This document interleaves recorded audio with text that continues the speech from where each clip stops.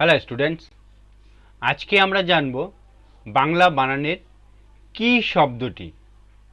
কি শব্দটির দুটি বানান রয়েছে, একটি হলো কয় রস্যিকার এবং অপরটি হলো কয় দীর্ঘিকার। কয় ঋস্যিকার এবং কয় দীর্ঘিকার কোথায় কোন শব্দটি তোমরা ব্যবহার করবে, বানানে কোথায় কয় রস্যিকার ব্যবহার করবে এবং কয় দীর্ঘিকার কোথায় ব্যবহার করবে, এই বিষয় নিয়ে আজকে আলোচনা করব। প্রথমে আসি কয় রস্যিকার। কয় রস্যিকার শব্দটি বাংলা বানানের যে সমস্ত জায়গায় ব্যবহার করতে হবে সেগুলি হলো এক কথায় উত্তর, মানে যে সমস্ত প্রশ্নের উত্তরগুলো শুধুমাত্র একটি বাক্যে সম্পূর্ণ হবে।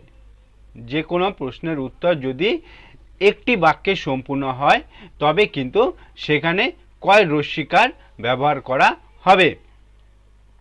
যেমন ধরে নেই, তোমাকে প্রশ্ন করা হলো তোমার নাম কি, তবে উত্তরে কিন্তু তুমি শুধু তোমার নামটি বলবে, তবে এই ক্ষেত্রে কি হবে, কয় রস্যিকার ব্যবহার করতে হবে।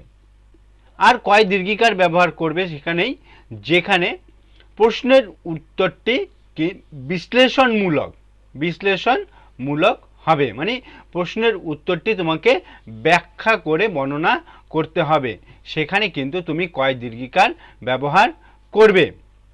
এই ছিল প্রশ্নটির উত্তর। ভিডিওটি ভালো লাগলে লাইক করবে এবং বন্ধুদেরকে শেয়ার করে দিবে। আজকে এই পর্যন্তই, পরের ভিডিওতে আবার দেখা হবে।